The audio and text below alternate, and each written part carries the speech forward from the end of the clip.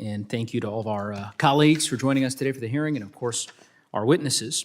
We're here to consider, as the chairman referenced, four very different bills focused on wildfire research, communications, infrastructure, tribal self-determination, and a land conveyance. Any meaningful response to the wildfire crisis, which I agree is certainly a crisis, demands science-driven solutions, strong interagency coordination, and respect for Indigenous knowledge. The bills that we're considering today offer some useful innovations in that regard, and so I look forward to digging into the details. Starting with H.R. 1045, the Utah Wildfire Research Institute Act, I want to thank Representative Kennedy for his effort to expand wildfire research capacity by including Utah in the Southwest Ecological Restoration Institute's network. As I'm sure Mr. Kennedy is aware, the institute at Colorado State University is in my district, and I've certainly seen firsthand how these collaborative programs in Fort Collins have supported forest health and wildfire preparedness. And so grateful to my colleague for introducing this bill to add our neighbor to the west to the network. I do want to say, for the record, that I'm very concerned, remain deeply concerned about the Forest Service's proposed 55% funding cut to the Southwest Ecological Restoration Institute's network programs for fiscal year 2025. That threatens the Institute programs, including in Fort Collins and any other programs that might be added in other states, and the viability, I would think, of a new Utah Institute. And so I think that's important contextually for us to be considering. It's troubling to me that the administration has proposed completely eradicating the Forest Service's research budget. Research is a fundamental pillar of our response to the wildfire crisis that keeps our communities safe, promotes forest health, and enhances resilience to climate change. This requires sustained funding and investment in order to be successful, and so I hope that that is an issue that we can address in a bipartisan manner as we look into the possibility of adding a new institute in Utah. With respect to H.R. 1655, introduced by Representative Bentz, this bill, I understand he is very passionate about with respect to rebuilding communication systems after wildfires. And I certainly agree that rebuilding those systems after natural disasters or wildfires is a real and urgent need. But I have some concerns with respect to the legislation he's proposed, and so look forward to asking some questions of the witnesses to further unpack that particular bill. And next, we're discussing H.R. 3187 from Representative Hill. This bill proposes transferring a small parcel of Forest Service land to Perry County, Arkansas. I want to thank the chairman and my colleagues for bringing the bill to our subcommittee through the regular order process. This is an example of how a bill like this ought to be considered. And so I look forward to hearing more about the transfer and considering that bill. Lastly, but certainly not least, we'll be discussing H.R. 3444, the Tribal Self-Determination and Co-Management in Forestry Act, introduced by, of course, a ranking member of our full committee, Mr. Huffman. I'm proud to be an original co-sponsor of his bill and to support the legislation, which I think is thoughtful, insightful, and forward-thinking. The bill creates new tools for true partnerships between tribal nations and federal agencies, moving us beyond consultation towards shared governance. It centers tribal voices in forest planning and resource protection, reduces barriers that might limit tribal co-management. Tribal co-management, of course, is not new, but Congress can do a whole lot more to fulfill our treaty and our trust responsibilities to tribal nations. So again, looking forward to considering all of these bills today, and I will yield back the balance of my time. Thank you to the ranking member, and now I'd like to recognize the ranking member of the full committee, Mr. Huffman, for your opening statement. Thank you, Mr. Chairman, and good morning, folks. I am pleased to see a really productive agenda for us today. There are a number of bills here reflecting issues where we ought to be able to do some things together on a bipartisan basis, productive, common sense, problem-solving things.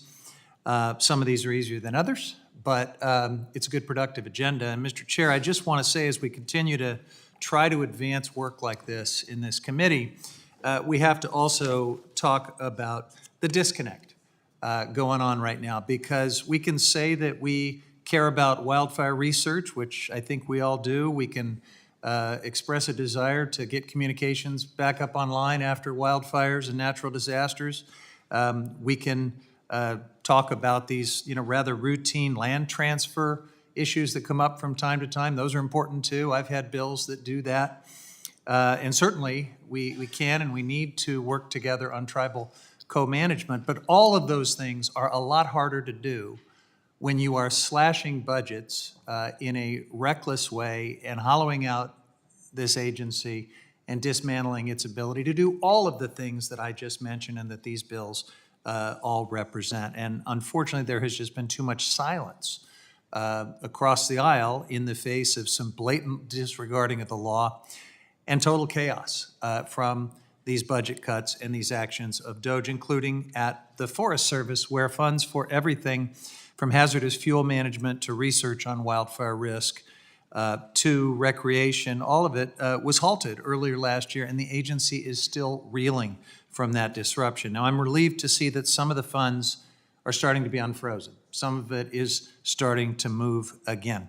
But I am concerned about the President's recently released budget proposal, which would decimate the Forest Service, an agency that Congress has actually underinvested in for too long. House Democrats a couple of Congresses ago prioritized investment in this agency through the Inflation Reduction Act, the Great American Outdoors Act, and the infrastructure law. But those investments and the future of the agency are at risk right now, and we need to be talking about that. The President's recently released budget cuts the agency's budget by more than 75%, reduces salaries and expenses for Forest Service employees by $342 million, eliminates the Forest Service's research arm, wildfire research, hard to do when you're eliminating the agency's research arm, and it zeroes out funding for the state, private, and tribal forestry program. Now, that's going to be obviously an important program if we're serious about tribal co-management. State, private, and tribal forestry is the office, thankfully, that we have represented here today. So I look forward to hearing from Deputy Chief Crockett about how this critical aspect of the Forest Service will function without any funding. Maybe he has some magical solution to that dilemma, but I hope that he will call it the way it is. I don't think that office and that program works without funding, and we ought to be able to talk frankly about that. This is particularly relevant as the committee discusses bills like mine to enhance tribal co-management and self-determination. New authorities and programs simply cannot function without staff and without resources to back them up. So thank you, Mr. Chairman, and I yield back. Thank you, Ranking Member Huffman. We're going to now move on to our first panel, which consists of members who are sponsoring today's legislation. And Mr. Huffman, you are on a roll. You get another 5 minutes with H.R. 3444 to be able to explain your bill. Thank you, Mr. Sir. Chairman. Give me a chance to catch my breath. But now I get to talk about my bill. I want to thank the majority for including it in this hearing. This is, of course, my Tribal Self-Determination and Co-Management in Forestry Act. Just a few weeks ago, the subcommittee brought together a distinguished panel of witnesses who were leaders in tribal forestry, and each of them I've had the privilege of working with in developing my legislation. Every one of them, importantly, emphasized that tribal forestry should be a bipartisan issue for this committee, and I'm certainly committed to making that so. I look forward to hearing from Mr. Tripp today. He has years of experience working with the Karuk Tribe's Natural Resources Department. Mr. Tripp knows that in my district, the Karuk Tribe and others have been leaders in forest management, the integration of cultural burns, use of indigenous knowledge on lands with generations of history that remain deeply tied to them. I hope my Republican colleagues and Chair Westerman will continue to work with us and with tribes and tribal organizations, all of whom share the goal of bringing tribes into the decision-making process when it comes to managing our federal lands. Tribal nations have played a key role in land management since time immemorial, and it is past time for the federal land management agencies to start working with them as equal partners to take a step towards fulfilling our trust and treaty obligations to tribal nations. That's what my legislation is all about. My bill ensures that tribes not only have a seat at the table, but a meaningful stake in decisions affecting their communities. The legislation provides that the Forest Service will have additional standalone authority to enter into co-management agreements with tribes to carry out critical wildfire prevention work and other forest management activities on our national forest lands. It gives tribes more authority to build on the work that they've already been doing through the National Forest System to improve water quality, preserve culturally significant species and places, and manage invasives and sustain natural resources. These are broadly supported policy goals, but we're all well aware on this committee that work that's needed in our national forest is often halted by devastating wildfires and other natural disasters. This legislation provides more flexibility to adjust co-management plans in the event of that kind of disruption, and also allows them to request review, allows tribes to request review from the Forest Service to keep things on track. I'm glad to see the Forest Service here today as this legislation builds on critical tribal consultation that USDA and the Forest Service have conducted to expand and advance self-determination in forestry. Many of the ideas proposed during that consultation are reflected in my legislation. To help Congress address the wildfire crisis, USDA worked with the Department of Interior, with Homeland Security and FEMA to establish the Wildland Fire Mitigation and Management Commission. And that commission developed comprehensive recommendations for improving wildfire response. One key recommendation was for the USDA to have standalone authorities to enter into co-management agreements with tribal nations. That is exactly what my bill does. The bill would also enhance tribal stewardship at Interior by directing each land management agency to collaboratively develop tribal co-management plans with the Secretary's Tribal Advisory Committee. So the focus of the bill clearly is forestry and the Forest Service, but we think that the tribal co-management policies there will become models for all public land agencies, and we want to get the Interior agencies moving forward with their own planning and tribal co-management activities as well.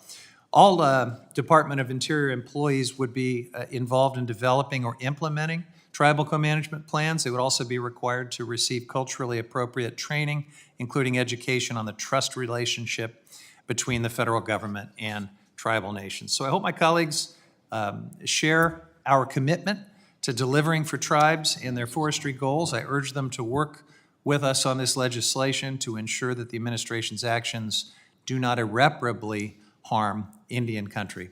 And I yield back. Yeah, thank you to the ranking member. And I now like to recognize the gentleman from Oregon, Mr. Bentz, for his statement in regards to HR 1655.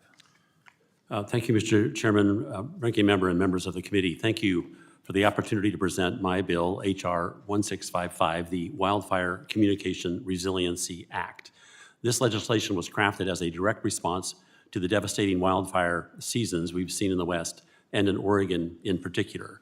In 2024, just last year, nearly 2 million acres burned in Oregon, and approximately 900,000 of those acres are in my district alone, sadly setting new records. Many of these fires struck rural communities where communication infrastructure is already limited, and the loss of even a single tower or line can strand entire counties from emergency resources during these disasters. My district includes 20 such counties.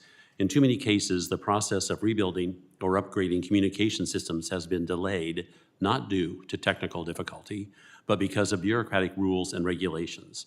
Federal environmental reviews under NEPA and the National Historic Preservation Act often take months or sometimes years to complete, even when the project simply seeks to replace or harden equipment destroyed in a federally declared disaster area. This is not just inefficient, it is dangerous and absolutely makes no sense.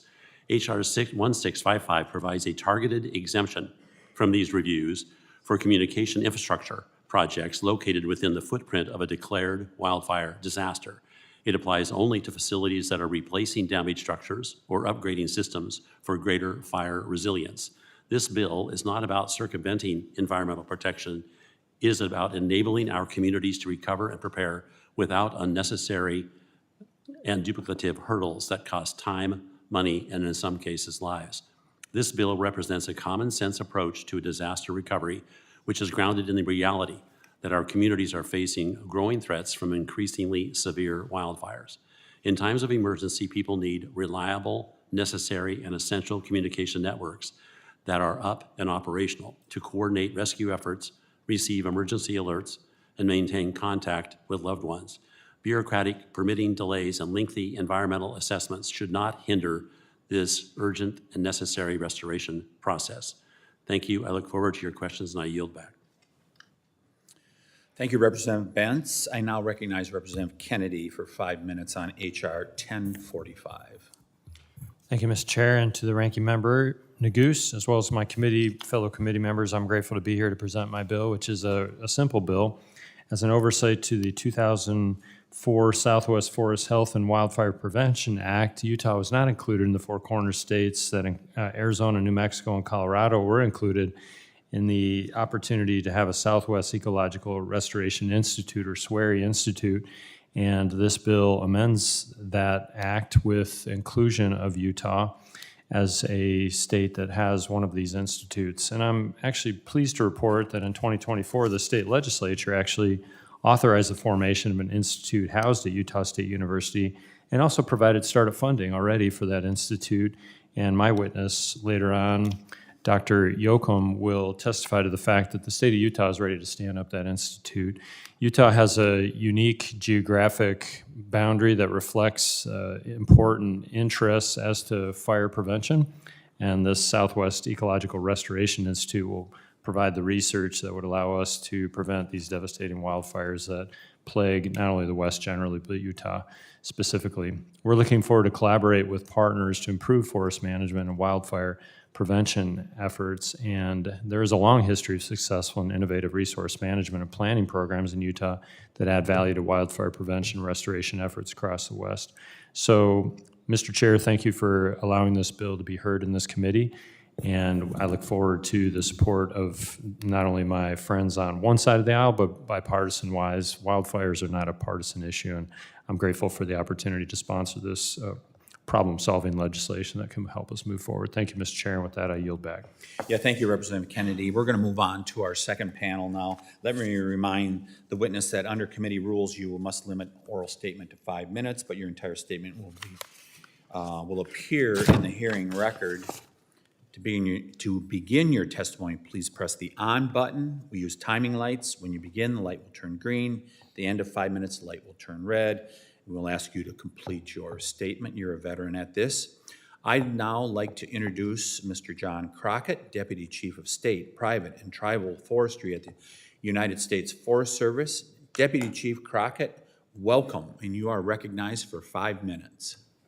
Good morning, and thank you, Chair Tiffany, Ranking Member Nagoose, members of the committee. Thank you for the opportunity to appear before you today to speak about the 4 public land bills with Forest Service equities under consideration today. My name is John Crockett, and I've been a career employee with the U.S. Forest Service for over 28 years, and I currently serve as the Deputy Chief for State, Private, and Tribal Forestry, as well as the Acting Deputy Chief for National Forest System. The Forest Service manages over 193 million acres of federal lands for a variety of uses that support sound management of lands held in other ownerships, works at the forefront of science to improve the health of our nation's forests, and today I look forward to discussing a range of bills that touch on the agency's work. While our interest varies across the bills, our testimony expressed a willingness to work with the committee on the ideas put forward.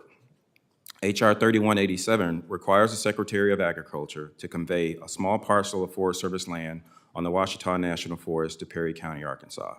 The Forest Service supports this conveyance and the local benefits it will generate and looks forward to working with the committee to ensure the parcel's prompt conveyance. H.R. 1655, the Wildfire Communications Resiliency Act, would ensure the construction and repair of communication facilities following major disasters such as wildfires, and they are not subject to certain reviews under the National Environmental Policy Act and the National Historic Preservation Act. We support this bill and the goal to expedite approvals to rebuild communication infrastructure following natural disasters, and welcome the opportunity to share feedback on small technical matters. H.R. 1045, the Utah Wildfire Research Institute Act of 2025, would amend the Southwest Forest Health and Wildfire Prevention Act of of 2004 to require the establishment of an additional Southwest Ecological Research Institute, or SWERI, in the state of Utah. The Forest Service supports this bill's goal to work closely with state universities on research that helps to address the challenges faced in the Great Basin and the interior West.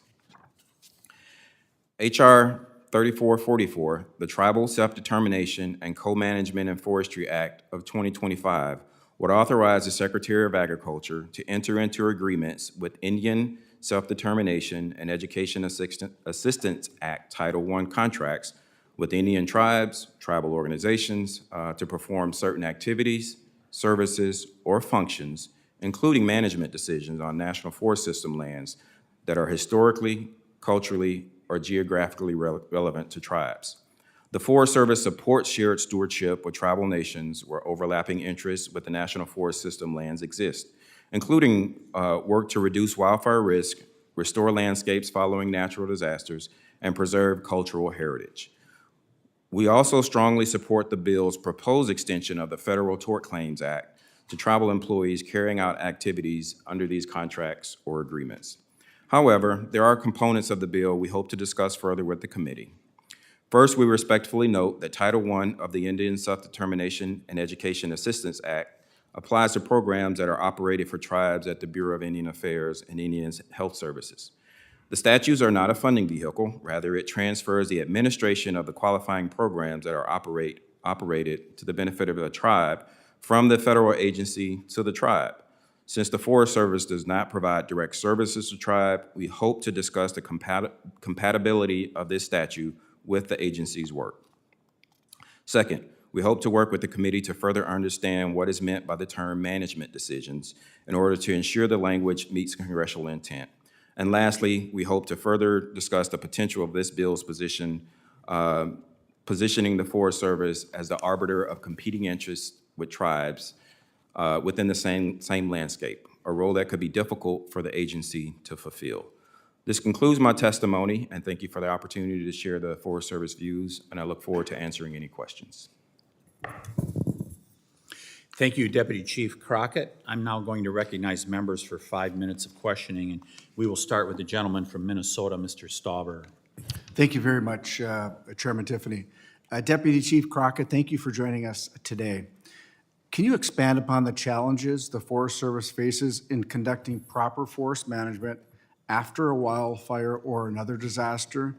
And how long does it typically take for the Forest Service to rebuild infrastructure on land that has been affected? So thank you for the question. How long does it take to rebuild infrastructure? It depends on the nature of the damage, the type of facility that was in place.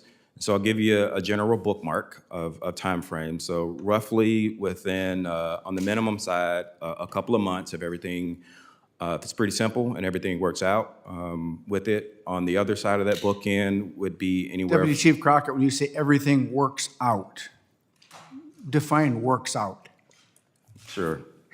So if it's You know where I'm going, go ahead. Yeah, so I'm trying to basically give you the simplest answer on it because it's complicated. So when I say works out, if the alignment of the people capacity in the Forest Service is there, if the proposal itself is pretty straightforward, meaning there's not any back and forth that we need to do with the entity. So that's what I mean if it works out. So if it doesn't work out, what's the longest time frame you've seen? We are required by the Mobile Now Act to have everything either approved or denied within 270 days. So that's the maximum extent of it. And during your career with the Forest Service, have these timelines increased or decreased to rebuild infrastructure after a wildfire? I would say they vary. There are some infrastructure facilities that we're able to expedite, and there are other ones that take an extended amount of time for some of the reasons that I just named. And before I yield my time to Chairman Tiffany, I just wanted to double check. I think I know this answer. Wildfires don't adhere to NEPA, do they? No, they don't. Deputy Chief Crockett, thanks for your testimony. I am going to yield the balance of my time to Chairman Tiffany. Thank you. Thank you to the gentleman from Minnesota. To the questioning that he was doing there, you said it's complicated. Give us a little bit more about why this is complicated, that it takes so much time.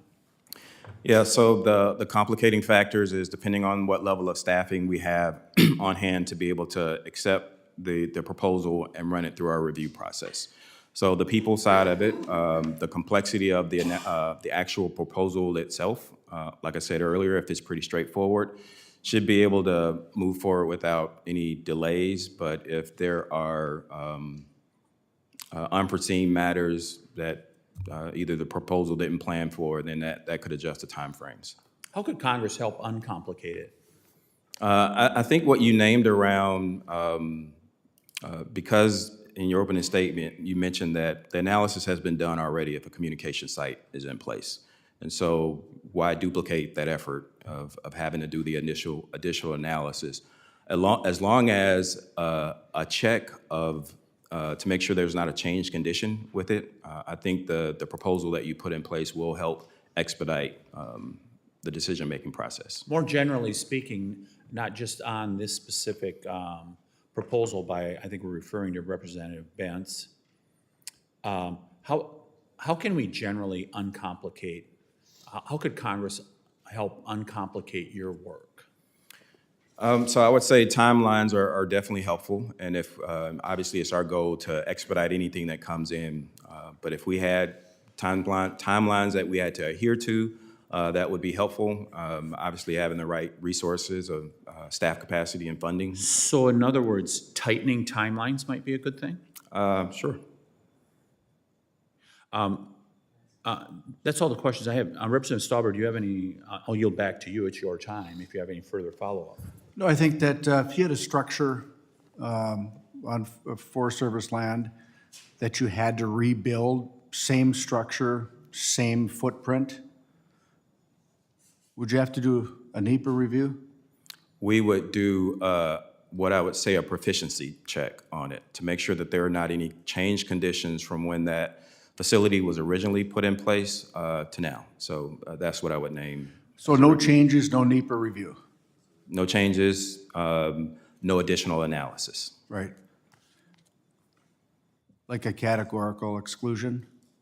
So a CADX on the small end, yeah, we should be able to run it through and get a public comment and perspectives on it and move it forward. Thank you, Deputy Chief Crockett. I yield back. Gentleman yields. I now recognize the ranking member of the subcommittee, Mr. Neguse. Thank you, Mr. Chairman. Thank you, Deputy Chief Crockett, for your testimony, for being here again before us.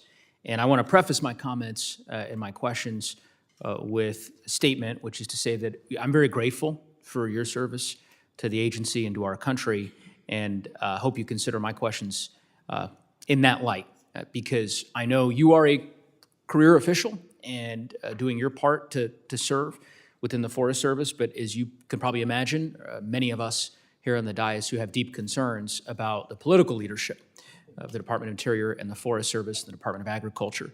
And as a result, given that you are testifying in front of us today, want to be sure that we have an opportunity to ask you some questions in that regard. So, my colleague, my Republican colleague, Mr. Tiffany, mentioned uncomplicating your work, I think was the phrase that he used. And your response was something to the effect of having more resources for your, the folks on your team to do their jobs would be helpful. You're aware that President Trump has submitted his fiscal year 2026 skinny budget, and you've reviewed that. Is that fair? Yes, I'm aware of it. Okay. You're aware that his budget calls for the elimination of the state, private, and tribal forestry branch of the United States Forest Service. Yes, I'm aware of it. What is your title? I'm the Deputy Chief for State, Private, and Tribal Forestry. So the President Trump, proposes to eliminate the branch of the Forest Service that you lead. That's correct. Now, I think that it is patently unfair for the Trump administration to ask you to come testify in front of this committee on behalf of a budget that eliminates the very branch of the agency that you lead. And I'm not the only one who feels that way. A variety of state leaders from across the country, Republicans and Democrats, have condemned the proposed cuts that this budget would make to wildfire programs, to the work that's being done by the hardworking people at the Forest Service, including in the branch that you lead, the hardworking civil servants who do their jobs every day. I know you're aware of this, Deputy Chief, but I think it's important for my colleagues to understand this, particularly those who serve on this committee who also serve on the Appropriations Committee, because they're going to have a chance in the markups to potentially change this. You're aware of the state and volunteer fire capacity programs in your division, of course? That's correct. You're aware that that is being eliminated by the Trump administration, proposed to be eliminated in the budget. I am aware of that. Okay. You're familiar with the Forest Stewardship Program, Yes, sir. right? That's another program that President Trump has proposed to eliminate entirely. Yes, You're familiar with the Joint Fire Science Program. I am. Okay. This funds wildfire research in response to the needs of land managers in Nevada and Utah and Colorado and Idaho. You're aware of that. Yes, And you're aware that President Trump is proposing eliminating it. that's correct. Okay.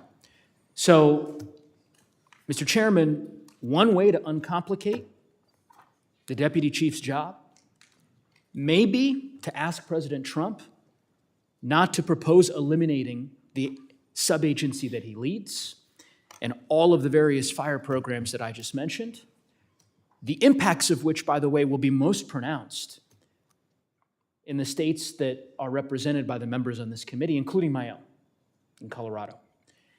I don't think that's an unfair request, and I say this in good faith. I mean, there are members of this committee who serve on the Appropriations Committee. This is a live item. It's up for debate right now, right? House Republicans could reject some of these cuts and save these programs. They could save the division that you lead. We only need 2 or 3. I'm very supportive of Utah's effort to expand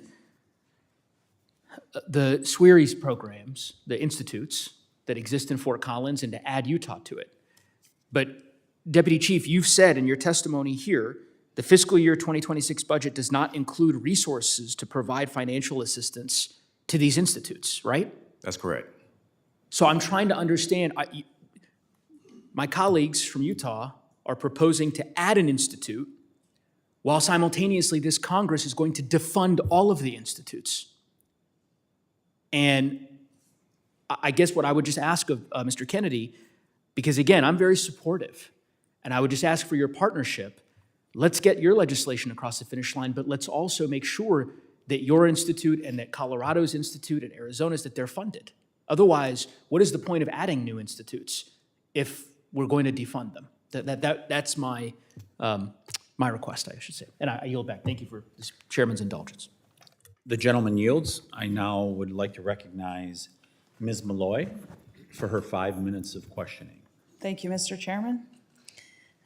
Mr. Crockett, thank you for being here. I only have a couple of questions for you, and they should be really easy. They're things you probably already know really well. As my colleague mentioned, my colleague from Utah, sitting here to my right, has introduced a bill to create a wildfire research institute in Utah. There are 3 that already exist in the Four Corners area. Can you speak to the value of those wildfire research institutes to the Forest Service in improving management practices, and especially any way that they've helped the Forest Service localize management practices and make them specific?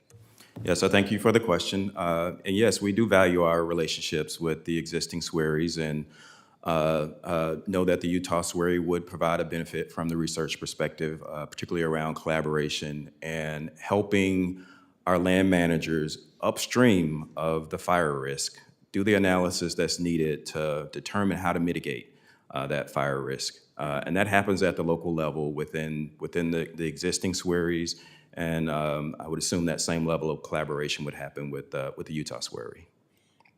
Are there any examples where having local research from a SWERIE has allowed Forest Service to improve management and localize it instead of just having federal, national, countrywide policies? I think the examples in both Colorado from the ranking member as well as in Arizona where the research institutions work hand in hand with the local forest leaders, either the forest supervisors or forest fire managers, to get the localized perspective on the research that's happening and impacting that state or that forest. And I've seen examples on the ground firsthand, particularly around Flagstaff, Arizona, on where that has benefited the local forest. Okay, thank you. I look forward to seeing that happening in Utah. And Mr. Bentz's bill that speeds up rebuilding communications infrastructure after a wildfire. I'm excited to see that in here. I represent a state that has wildfires and is majority of the land managed by the federal government. Can you talk about the challenges your agency faces in permitting rebuilding critical infrastructure, particularly utilities, after a wildfire? Yeah, so some of those challenges I did name earlier, but what I would say is the bottom line for us is faster approval of permitting processes allows communication sites to get back up and be utilized for their intended purposes. I've also gone through this process before after wildfires in Utah where we have utility infrastructure that's been damaged and we're just trying to rebuild it the same way in the same path. And the process itself becomes a prohibition to getting things done. And I'm excited that we're looking at ways to improve that and work together. With that, Mr. Chairman, I yield back. Gentlelady yields. I now recognize Ms. Ledger-Fernandez for 5 minutes. Thank you, Mr. Chairman, and thank you so much for joining us here today. I need to tell you, my heart goes out to you. It really does, because you are trying to do your job, knowing that there is a starvation budget that has been proposed by Trump that is yet to be opposed by the Republicans, which basically will make it impossible for you to do your job. And, you know, Mr. Kennedy, I join with my ranking member in welcoming a research center in Utah. We have one in New Mexico. And, you know, Representative Malloy, you are absolutely right. These research centers are so key, especially as we try to recover from wildfires. We have a horrific wildfire in New Mexico. We have, luckily, a research center right in the middle of where that fire was. And so I welcome it. And I hope you do join us in supporting funding, because it doesn't do us any good to authorize something and then take away the funding for it. There was a bipartisan letter on May 16th, 2025. We did get some Republicans to support it. Hopefully you will as well, because that called for robust funding for these facilities. So hopefully you'll be able to, I know the letter already went out, and I know we asked the Utah delegation to join us, but hopefully you will, because it doesn't do us any good to authorize these programs if we don't fund them. You know, Deputy Chief Crockett, it takes boots on the ground to actually fight the fires and do the work you've been asked to do. Is that correct? That is correct. Yeah. It takes boots in the forest to actually manage those forests. Is that correct? That's correct. And it takes dollars to fund the people who wear those boots. Is that correct? That's correct. And, you know, I am looking at the testimony that you provided to this committee just, I think it was 2 years ago, approximately 2 years ago. And it is such a contrast with the testimony that you've provided today. Because if we look at that testimony, Tiffany was chair. You came here telling us all the great work you were able to do. In fact, you pointed out that for the tribal programs that we're talking about today, you had testimony precisely about this kind of bill. Do you recall that testimony? I do recall that testimony. Yeah, and you pointed out that you were able to triple the number of agreements from $19.8 million to $68 million. Right? What did it feel like to be able to do that kind of work, to get the money to actually do those kinds of agreements? It was exciting to work with the tribes and see that they had not only the ability to do the work, but it was funded. So yes, that was exciting. So what are you going to do if the starvation budget is what actually gets passed into law? when you have now potentially four institutes and no money, how will you decide, like, which child goes hungry? I don't know if I have an answer for you on that question, madam. Will you be able to fund the four institutes, if we become four institutes, with the money that is in the proposed budget? As it's currently proposed in the budget, the funding system that funds the institutes would be transferred to the Department of Interior because it's our hazardous fuel budget line item that funds the institute, and the proposal does, the president's budget does propose moving that funding structure to the Department of Interior. But if there isn't enough money, regardless of where it is, there isn't enough money to do the research. There isn't enough money to actually carry out these programs. I think that's part of the problem. I mean, in contrast to your testimony 2 years ago, where you were excited talking about these new things that were happening. And I need to tell you, coming from, the rural district that I represent, and it has those beautiful lands that are in Utah, that are in Montana, that are in Colorado, that are in all of these western states. In fact, many of these western states are represented by Republicans, but they are willing, they seem ready to cut off, to cut it off at the knees so those boots won't be on the ground to be able to conduct the work that they need to do. And I just don't know how we're going to do this. We are running out of time. But I will point out that the earlier funding increases, they were bipartisan. It included the bipartisan infrastructure law. And these bipartisan efforts are being defunded now at a rate that is alarming, given the wildfires that we are going to be seeing raging across the beautiful forest that I call home. With that, Mr. Chairman, I yield back. Ladies, time's expired. Chair recognizes Mr. Kennedy for 5 minutes. Thank you, Mr. Chair. And Deputy Chief, thank you very much for being with us today. We appreciate your work on a daily basis, as well as you coming up here to visit with us. So the SWARE Institutes were created by Congress to support science-based forest restoration. How does the U.S. Forest Service coordinate with these institutes to align federal forest management priorities with academic research and on-the-ground capacity? Yeah, thank you for the question. And as I mentioned earlier, well, it is an extension of what I mentioned earlier.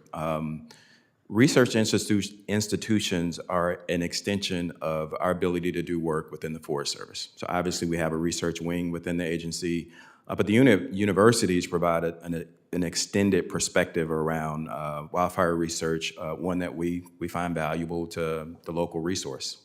Can you give me any examples of research that has been useful to you in your 28-year career? I think you said 28 years. So over the years, what sort of research have the SWARE Institutes given to the Forest Service that's helped you in doing the job that you do?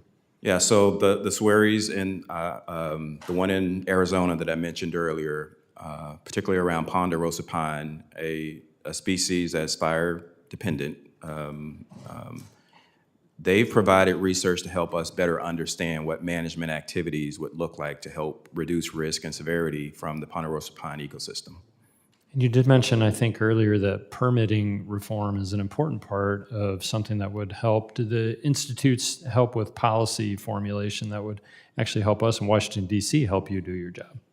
I would say the short answer is yes, but most of the work that they're doing is at the local level, and it's helping those local managers helping those local managers make better decisions, which is obviously helps us at the national level because they've had policy in place that allows them to do their job better. Thank you very much, and with that, I yield back, Mr. Chair. Thank you, Mr. Kennedy. So the witnesses on the other side are complete, for the commentary on the other side is complete. So I want to just take a minute here before we close, Mr. Crockett, and ask you,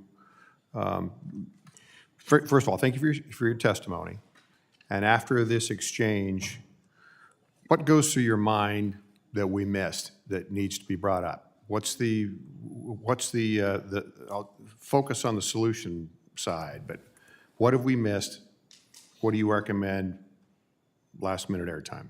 Sure. Thank you for the question and the opportunity to provide a perspective. I think the committee has named a dynamic tension between the authorizers and the appropriators. And I have a role in being in the middle of that, of having to make some tough decisions around our budget and our resources, and to fund or not to fund SWAREs, or to do the work or not to do the work. For me, I think that is the key point that's been named, that tension between the authorizers and the appropriators, and the differences in the branches of government between legislative and executive. Mr. Crockett, thank you very much. Okay, with that, if there are no further questions, we will now move on to our third panel. I'd like to thank the witness for his valuable testimony, and you are dismissed. While the clerk resets our witness table, I'll remind the witnesses that under committee rules, they must limit their oral statements to 5 minutes, but their entire statement will appear in the hearing record. I also like to remind our witnesses of the timing light, which will turn red at the end of your 5-minute statement, and to please remember to turn on your microphone. As with the second panel, I will allow all witnesses to testify before member questioning.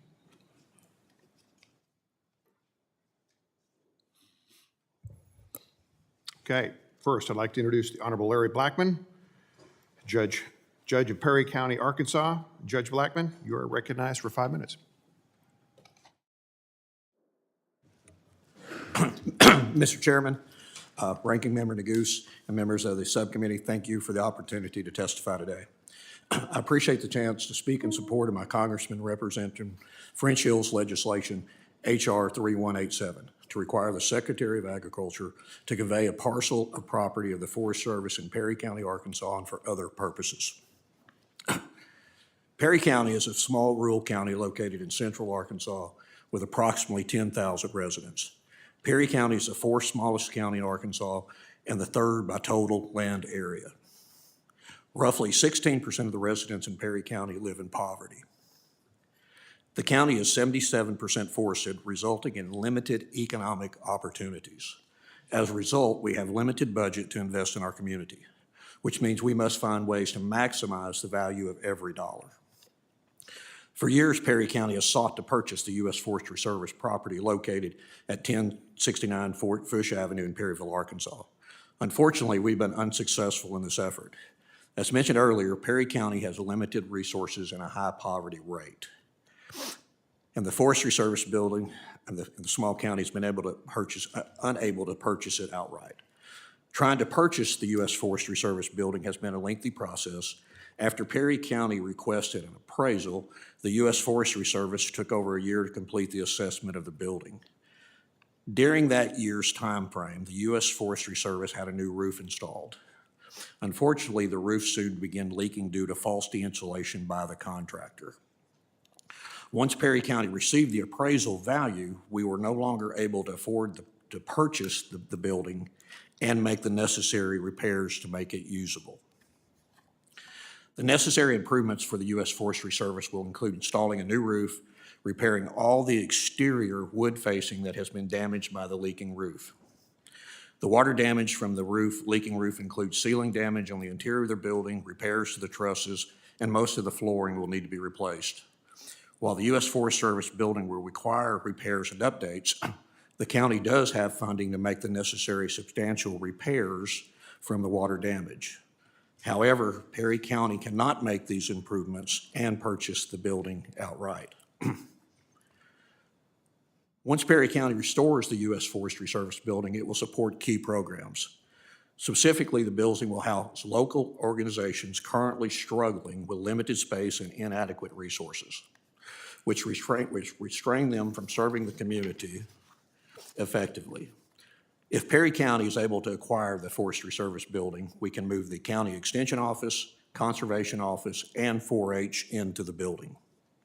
Currently, none of these organizations have sufficient space to conduct the necessary activities to fully serve the people of Perry County.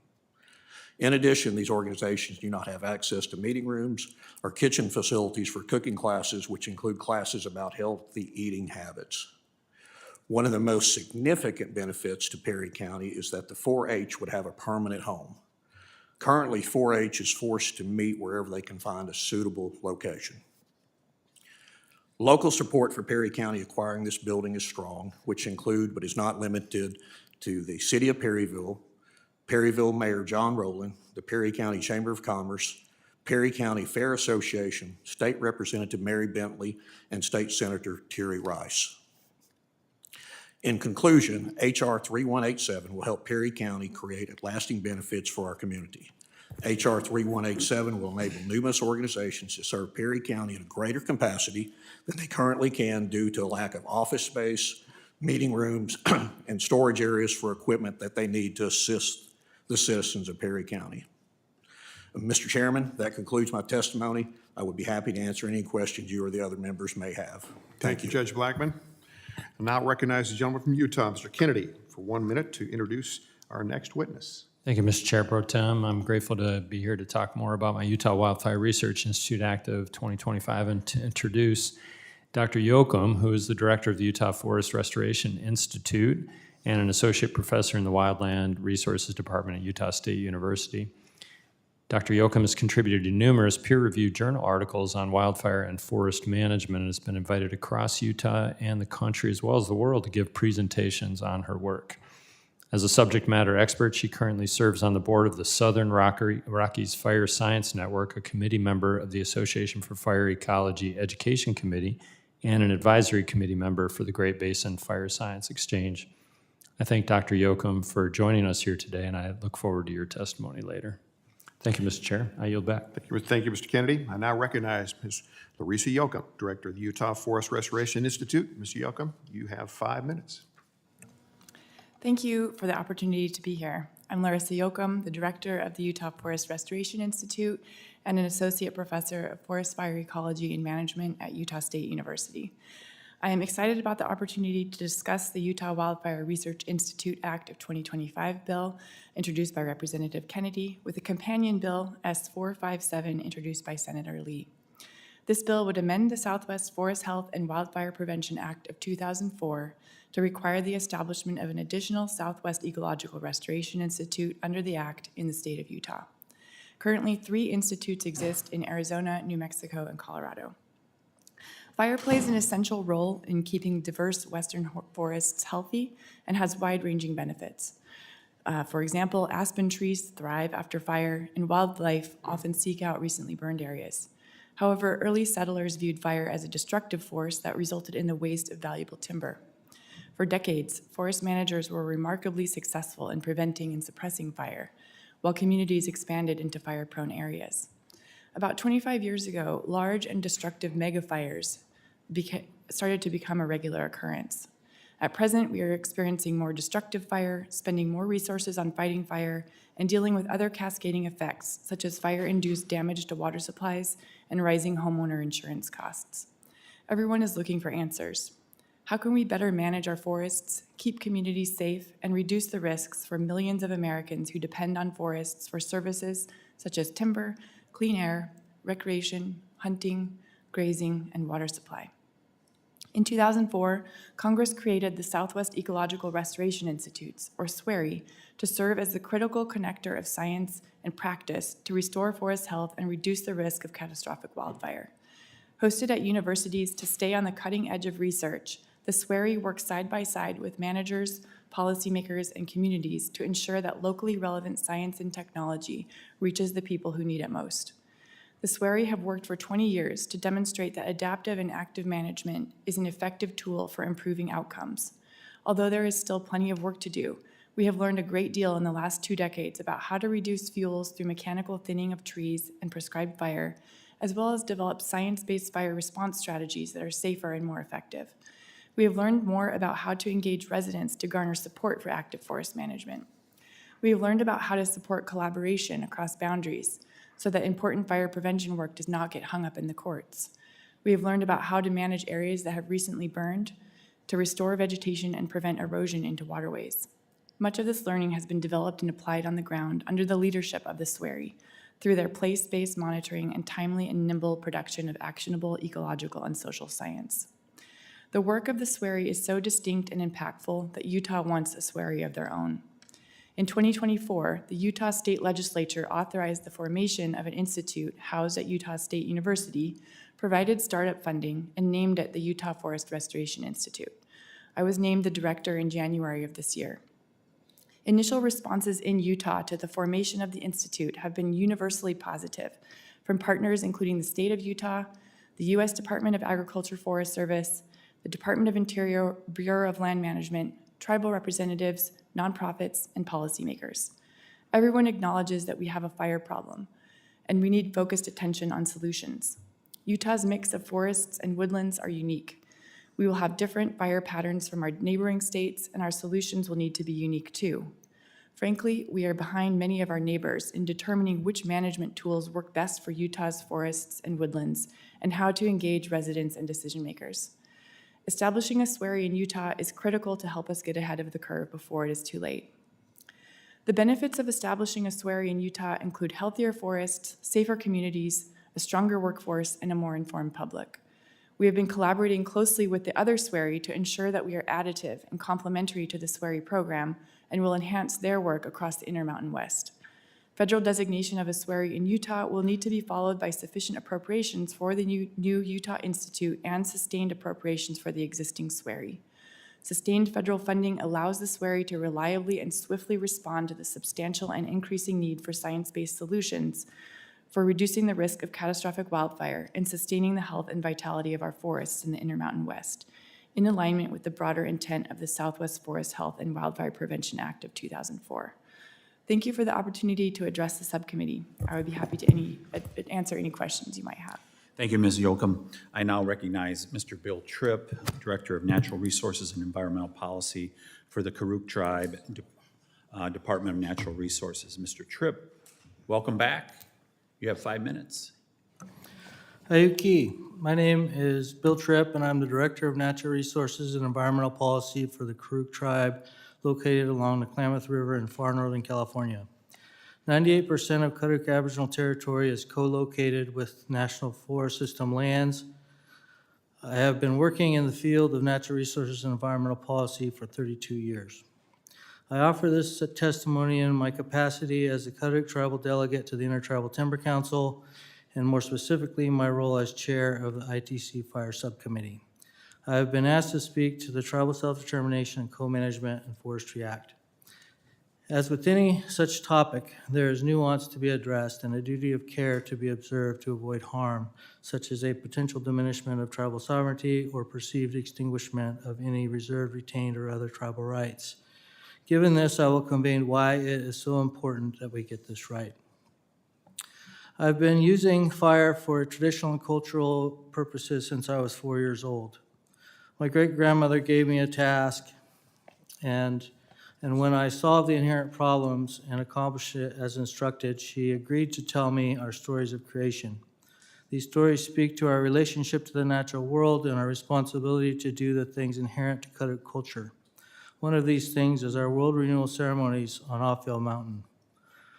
Following the big burn of 1910, as the Weeks Act was being discussed in Congress, the Western governors conditioned their support with a call for an authority for governments to coordinate in regard to carrying out wildland fire management programs. Meanwhile, in Karuk territory, the ceremonial burning of Ophel Mountain happened for the last time due to the results of this suppression mindset. In recent years, the state of California has passed a suite of laws that accommodate and enable Indigenous fire use as something that is conducted under the inherent sovereign authority of Indian tribes. The same authority founded in the Weeks Act and that was originally used to stamp out our Indigenous fire use practices can and should be used to enable federal deference to such laws at the state and tribal level. This is where the agreement structure offered in the Tribal Co-Management and Self-Determination and Forestry Act becomes key to its success. Both this bill and the Forest Act, if done well, would solidify existing opportunities, reinforce congressional intent, clarify the fact that Forest Service should be sharing decision-making authority more broadly, and provide specific connections to the Indian Self-Determination and Education Assistance Act to promote efficient program delivery while respecting and preserving tribal sovereignty. But all too often, agencies and bureaus are reluctant to share management and decision-making with tribes based on their own narrow readings of statutory authority. Federal officials regularly rely on oversimplified interpretation and avoid engaging in co-creating new models of shared management. An example of this is explicit in Indian Self-Determination and Education Assistance Act, where Congress found that the parental and community control of the educational process is of crucial importance to Indian people. The ceremonial burning of Ophio Mountain is supposed to be burned by 3 young men that might not even be 18 years old, but already have a career's worth of burning under their belt through our Indigenous education systems.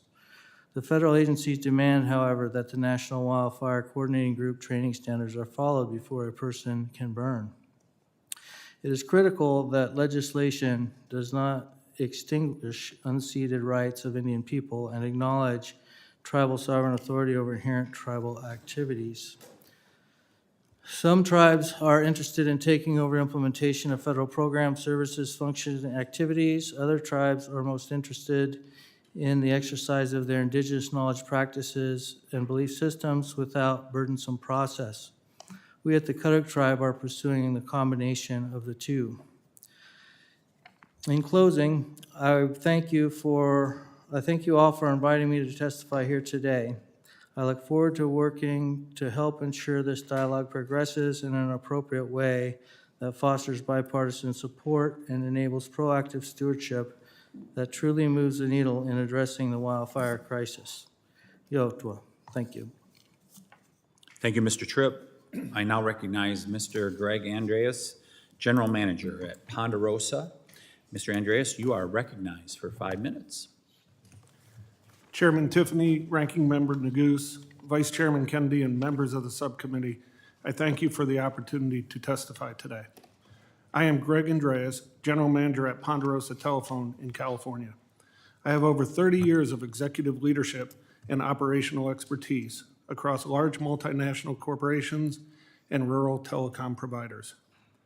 My background has provided me with the opportunity to lead several small rural operators and understand firsthand the unique challenges rural communities and their providers face in keeping subscribers connected. Ponderosa Telephone covers 1,650 square miles from the foothills of the Central Valley to the spine of the Sierra Nevada mountains, covering Madera and Fresno counties. Ponderosa is in its 6th generation of family management. We have over 7,200 customers and serve 10 tribal communities. This good work has not been easy, however. We average 4 homes per mile of network built, navigating through rough terrain that is difficult and costly to serve. Serving our neighbors, friends, and families is not easy. This work rests atop a unique mix of commitment to our community, an entrepreneurial spirit, and effective government policies and programs that help make and sustain the business case for investing and continuing to operate in rural America. Of course, there are a number of community-focused local providers like Ponderosa all across the country. We are proud members of NTCA, the Rural Broadband Association, which represents about 850 rural community-based broadband providers that are deploying cutting-edge networks and offering advanced communication services in rural America. Turning to this important hearing, I have led critical disaster recovery efforts to restore telecommunication infrastructure in remote and underserved areas. I look forward to sharing the many lessons I have learned in managing restoration of communication networks following natural disasters. This includes both my time in the Virgin Islands dealing with the impacts of Hurricanes Irma and Maria in 2017, and more recently navigating the inefficient, outdated, and/or understaffed permitting processes in the wake of Ponderosa's efforts to help our community recover from catastrophic wildfires. On September 4th, 2020, the 6th largest wildfire was recorded in California history, and it ravaged our community. The Creek Fire burned nearly 400,000 acres and destroyed over 850 buildings. Our preliminary efforts have put total damages and restoration costs at approximately $4.1 million. Given my expertise with natural disasters, their impact on communication networks, and the challenges of restoring those networks, I am pleased to support Representative Bentz's Wildfire Communication Resiliency Act, under consideration today. This legislation aims to tackle the significant delays surrounding the restoration of a communication network after a wildfire. Communities across the nation will benefit from this legislation being signed into law. I would also encourage this subcommittee to consider similar legislation to address other natural disasters such as hurricanes and tornadoes. Networks that get destroyed by natural disasters but use the same rights of way and permitting processes when first approved should be included in legislation. Expediting NEPA and NHPA procedures in the wake of natural disasters, such as wildfires, would allow providers to swiftly replace damaged infrastructure, deploy permanent communication solutions, and ensure that affected areas regain access to essential services. These reviews, while important for environmental and cultural protections, are often lengthy and complex, even for emergency restoration projects of facilities that had previously been in the same area. Streamlined approvals are not just a matter of regulatory efficiency. They're a lifeline for communities trying to rebuild and stay connected. Thank you again for providing me the opportunity to share these thoughts with the committee, and I look forward to answering any questions that you may have. Thank you for your testimony, Mr. Andreas. And now I will turn to questions from the committee. Mr. Fulcher, you have 5 minutes. Thank you, Mr. Chairman. And thanks to the panel for your comments and testimony today. Mr. Andreas, with your testimony, it was a prompting reminder. I'm going to take the first brief minute here and just to do a shameless pitch for one of my bills, not on the docket today, but I'm going to pitch it anyway. In your testimony, you highlighted that even brief crossings of federal land can stall an entire broadband project for up to 2 years. My bill, H.R. 2298, reduces barriers for broadband on Federal Lands Act, helps fix that by exempting previously reviewed rights-of-ways on federal land from NEPA and NHPA reviews. And if enacted, this would alleviate the time-consuming and expensive permitting process. So I wanted to just pitch that out there. But I'm going to go with that to a question to you, Mr. Andreas. I'm from the state of Idaho, and many Idaho telecom routes cross not just federal and state, but also private lands in one single project. And as you know, that triggers many duplicative NEPA and NHPA reviews, and that drives up both time and cost. So from your vantage point, what legislative or administrative solutions can we employ to try to streamline that permitting process? Well, I think that the number one thing would be to pass Congressman Bentz's bill to eliminate the need for NEPA and NHPA. In California, we do have a significant number of state regulations as well. And there are times when state agencies will utilize federal programs like NEPA. And I'll give you a quick example. Caltrans right now, when we're trying to build in currently used right-of-ways, we are exempted from NEPA, but Caltrans will come along and say, we require you to follow NEPA, and you have to follow it, you don't have a choice. We are exempted from the state SHPA programs. So there's sort of a battle between the state agencies, like you said, and the federal agencies. I don't know if there's some type of preemption that could be done from federal level, but it is a battle that we fight pretty often. Thank you for that. That's something that we need to definitely take a look at. So thank you for your input there. I'm going to come back to you, Mr. Andreas. You also described in your written testimony that it's been 5 years since the 2020 Creek Fire, if I've got this right, 2020 Creek Fire, and you're still working through the permitting to rebuild buried fiber and cell sites. North Idaho, again, I have to equate this to my own state, but in North Idaho's pay-per-mile cost structure, it's often fewer than 4 homes in a mile. What economic impact would a 5-year NEPA NHPA exemption have on small rural telecom providers' ability to reinvest in its network? Well, one of the biggest issues that we deal with when we go through a wildfire situation like the Creek Fire, our insurance will pay us like for like. So if we have copper in the ground and it gets destroyed in a wildfire or aerial, Our insurance company will pay us to replace the copper, but will not pay us to replace it with fiber, which is obviously the direction that we go. So we end up digging into our own pockets to pay for that upgrade, if you will, to fiber. So I think that focusing on some of those items would be very helpful for us in situations where we have to dig into our own pockets and have to subsidize that rebuild by ourselves. So I've got just 1 minute left. I want to ask you another question that was not planned here that just popped into my head. Sure. From your vantage point, has wireless technology, is it starting to progress to the point where it can take the place of some of the fiber and copper that's out there that has to be installed so intrusively? I would say no. And the reason being is we are also using some fixed wireless in Ponderosa, but all the cell towers that are up there, the cell phones can't connect to other cell phones or other phones without fiber backhaul that takes the data and the phone calls from the cell phone towers into the network. So in short, no, it could not replace it in total. Okay. Thank you, Mr. Andres. Mr. Chairman, I yield back. Gentleman yields, and I'll recognize the gentleman from Minnesota, Mr. Stauber, for 5 minutes. Thank you, Mr. Chair. Mr. Andres, as you shared in your testimony, when communities face natural disasters like wildfires, not only are they negatively impacted by the disaster itself, but they're also negatively impacted by the mountains of red tape that unfortunately follows. These communities aren't only hurt in the days or weeks when the disaster occurs, but they're also hurt by the bureaucracy they're forced to deal with in the aftermath.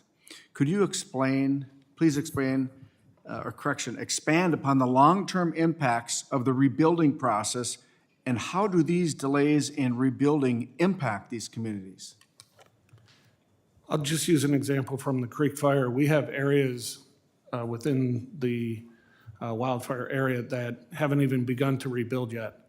We have to go through permitting to get communications to these areas. 5 years later? 5 years later, we're still trying to rebuild. People have not rebuilt their homes, and they don't want to rebuild their homes because there's no communication to those homes.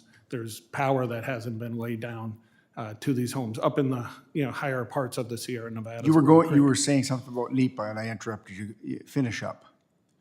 Well, just the fact that in terms of if we didn't have to go through NEPA approval or the historical preservation approvals, that would speed things up, okay? And obviously, the sooner that we get things restored, the sooner that we're generating revenue for ourselves and for our company, and that we can put back into the network to upgrade and rebuild the community. So you're saying that if you didn't have to go in NEPA to replace the same fiber line into these neighborhoods, if you didn't have to, today, quite conceivably, the neighborhoods could be rebuilt and people would want to come back. It's because they're not connected, is that correct? Conceivably, yes. It may or may not be because they're not connected. There are many other factors that build into it. Some people do not have fire insurance in areas of California, so when their house burns down, they have nothing to rebuild with. So it's not as simple as, well, they don't have landlines or they don't have data capabilities. It is one aspect of it, though. Okay. Would you say it's common to see individuals move from their homes or businesses out of the communities simply because they now lack the important infrastructure needed for their everyday activities that make up their daily lives and help their businesses become successful? Have you seen that? They have to move somewhere. A lot of times it is very close to where they had a home before. They have family. Our areas, people have lived in the areas that they are for hundreds of years. They have families. Our ownership goes back over 100 years. So they don't typically move too far. I appreciate your experience, and I appreciate all of the testimony today.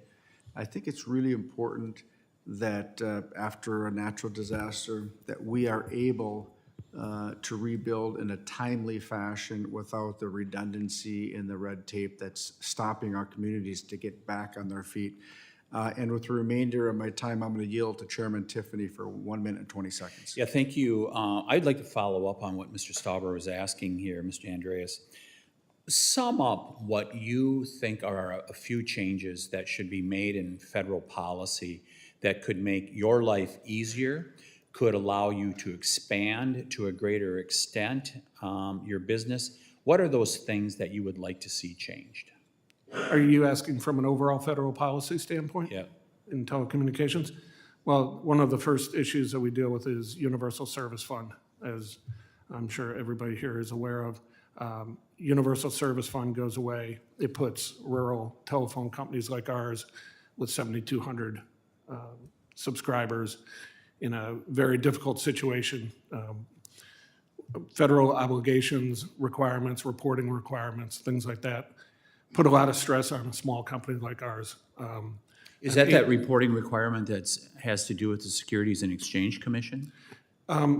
No, really, FCC reporting requirements associated with Reconnect or USDA loans. Okay. Things like that where we have to provide subscriber counts, performance measures, things like that. We only have 86 employees in our company. We can't dedicate a whole bunch of people to it. Bigger companies can spread that requirement across a couple different people. If they have 700,000 subscribers, that's an easier way for them to spread that cost. And you would include NEPA in this list, Absolutely. I'm assuming? And I'm assuming you would include controlling wildfire in rural areas in America? Yes, I would absolutely include those. Yield back to Jim. Mr. Chair, I yield back to you. Thank you. Gentleman yields. I now recognize Mr. Kennedy from Utah for 5 minutes. Thank you, Mr. Chair, yet again for the opportunity to speak. And Dr. Yoakum, I would like to address a few questions to you. Similar legislation in mine, H.R. 1045, passed the Senate last Congress. And if we can get this bill signed into law with the support of the Utah delegation, my colleagues around this dais, as well as on the floor, what would it mean for Utah State University and the state's capacity to advance cutting-edge research when it comes to wildfire management? Thank you for the question. I think it would increase our capacity to focus on wildfire research by a huge amount.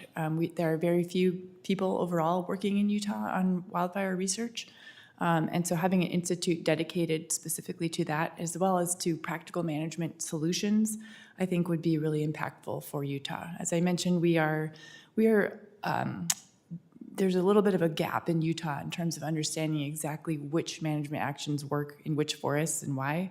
And so I think it's past time for Utah to focus resources on these questions. You did mention Utah has a specific geography that it does require scientific research focused on that specific geography. Could you expand on the details associated with that would allow this SWARE Institute to do a better job, not only for Utah, but throughout the West and the country generally? Sure.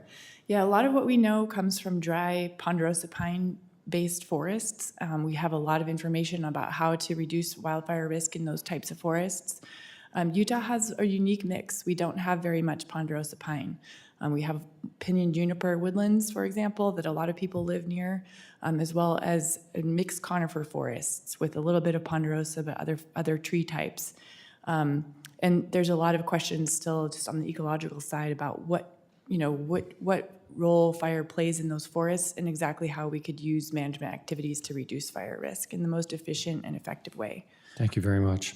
And Utah State University, their current collaboration with the SWAREs that are throughout the West, what does that collaborative work look like at this point? The SWAREs, the existing SWAREs have been really collaborative, and so have we. We've been working closely with them in determining the best way to join them as a new SWARE. They each focus mostly on their own states, but they also work together on larger regional projects. And I think adding a SWARE in Utah would not only help Utah, but also contribute to that region-wide understanding of fire risk and how to reduce it. Very good. Thank you very much. And Judge Blackman, I thank you for all the witnesses being here. Judge Blackman, I was interested in the building that was poorly roofed, subsequent damage that came to that building. I'd like you to render an opinion. By the way, your representative that's sponsoring this bill is an outstanding representative here. I've, as a freshman, great admiration for Congressman Hill and the great work that he does. So tell me, if the locals had done the contract with the roofer versus Washington, D.C. doing the contract with the roofer, do you have an opinion of whether or not that roof might have been done correctly? And especially if there was an investment, if you owned that building and you were the ones that were contracting to make sure the roof got on the correct way so the building wasn't damaged, might that building have actually been roofed properly and potentially saved not only the taxpayers, but your local community a lot of money associated with this? Can you give me an opinion about that? Yes, sir. Basically, what happened is the Forestry Service contracted having a new roof put on by a contractor that I'm unaware who the contractor was. And then I have friends that work for the Forestry Service that they told me that not long after the new roof was installed, it started leaking. By this time, the process of the Forestry Service getting rid of the building in some capacity had already started. So instead of having the contractor come back and that installed the roof originally make repairs, they just said, well, there's no need because we're going to get rid of the building. Right. So I've been trying to push this process along as quickly as possible because every time it rains, there's more damage that happens to the building. Well, I appreciate what you're doing and what your Representative Hill is doing as well. The reality is local control versus distant control. We can see that with that. Who cares about this building? Well, it's a taxpayer-funded, federally taxpayer-funded building right now. And now, what are we talking, 10,000, tens of thousands, hundreds of thousands of dollars to repair the damage associated with shoddy work? I'm guessing somewhere around 75,000. Yeah. Time we put a new roof on it and make the repairs. And the unknown is until we start the repairs, we don't know how extensive the damage Right, is. of course. Very excited to see local control hold sway, and especially for the 4-H to have a place to actually have their outstanding services. So thank you for promoting this. I'm certainly promoting it as well, Mr. Chair. I yield back. Gentleman yields. I'm going to take my 5 minutes for questioning. I want to follow up on what Representative Kennedy was just talking about, Judge Blackman. I'm sorry I was not here during your testimony. So I take it this building is no longer used by the Forest Service, is that right? Yes, sir. How long has that been the case, Judge Blackman? They downsized to just 2 and 3 employees a few years ago. And then last summer, the last employee moved out and they moved over into Garland County to another county where they work out at that center. So the building's been sitting empty almost a year. Has that building been put up for sale by the federal government? No, sir, they have not. They did give us, we had an appraisal, they had an appraisal done of $200,000 on the building, and they offered it to Perry County for that sale price. But when we looked at the repairs that are going to be necessary to the building, the county at that point realized that we could not afford to purchase the building and then make the necessary repairs with a limited funding that we have to work with. So that building was in significant disrepair, is that correct? Yes, sir, and like I said, it's currently leaking right now. The roof has not been repaired. We had a major flood about 6 weeks ago, and more of the roof was blown off and damaged at that point. So right now, every time it rains, the damage is increasing to the building. So down in Perryville, when it rains, it pours? Yes, sir. I think this is just a great example of how this effort to purchase more land and encumber more land by the federal government is really wrong-headed. We should first be maintaining the facilities that we have. Yes. I don't know if you care to comment on that, but Judge Blackman, but it just seems to me that rather than buying more land, buying more facilities, we need to maintain what we have with Yes. the hundreds of thousands of acres, well, the millions of acres that the federal government owns and operates. They have the same challenge that I have in the county. They have limited resources also, and so, they basically consolidated into another building, and so this building's sitting there empty. So I'm sure they, in their opinion, they can't justify spending money on this building when they have the other buildings to maintain. And then they have the hundreds, if not thousands of miles there in the national forest to maintain also. Yeah, so I would just share this comment, and you don't have to reply to it, any of you on the panel, but we hear consistently about how the only way that we can go is to purchase more land, to put more facilities up on federal land, that we shouldn't reconsider, hey, decades have passed, maybe things have changed, maybe we could do things differently. I think this is a good example of how we should be doing things differently. And this notion that we can't transfer some land perhaps to states, to locals, whatever, I think is so wrong-headed, because times do change and there are better ways in which we can steward the natural resources of the United States of America than simply having federal ownership and federal control. The other thing that I would say in closing here, I did not get a chance to ask questions of Deputy Chief Crockett, but it was, everyone was led to believe here today that the Bureau of State, Private, and Local Forestry is going to be shut down, and land is not going to be managed anymore, and people are not going to be worked with if there are changes. I think this is a very good parallel.